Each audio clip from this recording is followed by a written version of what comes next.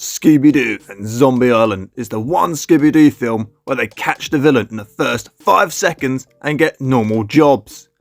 Daphne here takes a job talking to Oprah, and it's not just any job, mind you. This is her interview of a century, where she talks about her longtime lover and now a stalker, Fred Jones. Look at that man, stalker. And we get Velma, the passionate four-eyes who has opened a bookstore. But honestly, we don't care about that. We're here for the good stuff. Here's Shaggy and Scooby.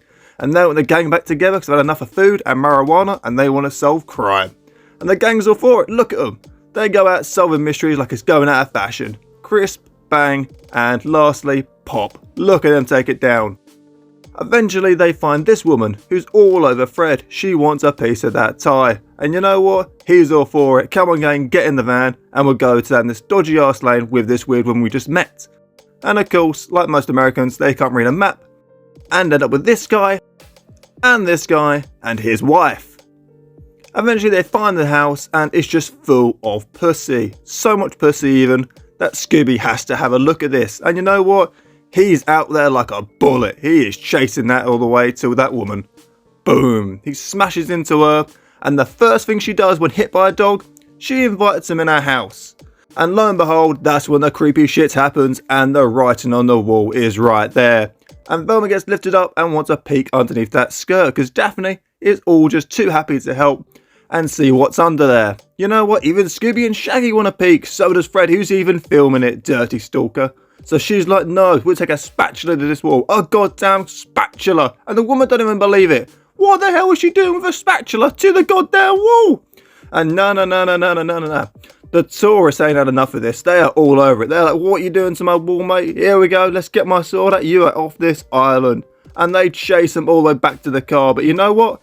The rest of the crew is just having gumbo with this woman. They're just chilling. And even the tourist, the pirate, don't even know what to make of this. He's turned around. And eventually they end up having the gumbo and just get chased out of town.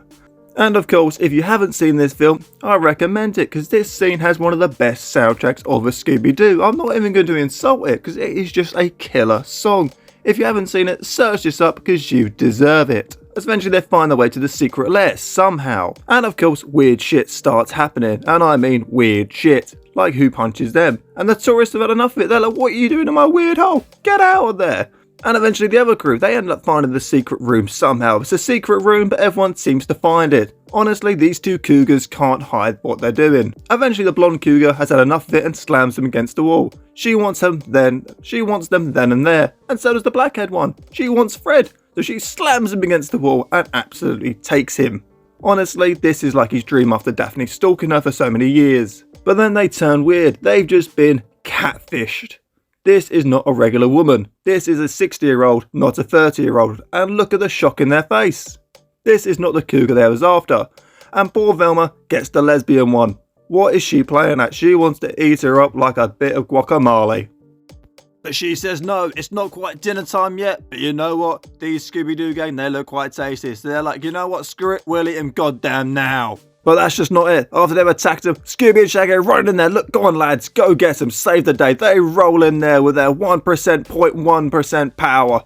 And they roll in there crashing through like an absolute bulldozer and take them out. And then they smash into there and they're gone. They're obliterated from existence. They do not exist in this universe after being hit by that false that is Shaggy Rogers. But no, look, they are back up. And you know what? They're like, that's it lads, we're out. Shaggy's here, we're gone. That's it, game over, bye-bye, sayonara. And then it's all happy. It's all happy and Fred and Daphne get together because it's the Beauty and the Beast where she falls in love with the stalker. And then Scooby has a bit of Shaggy's hot dog and not in his mouth is what I'm saying.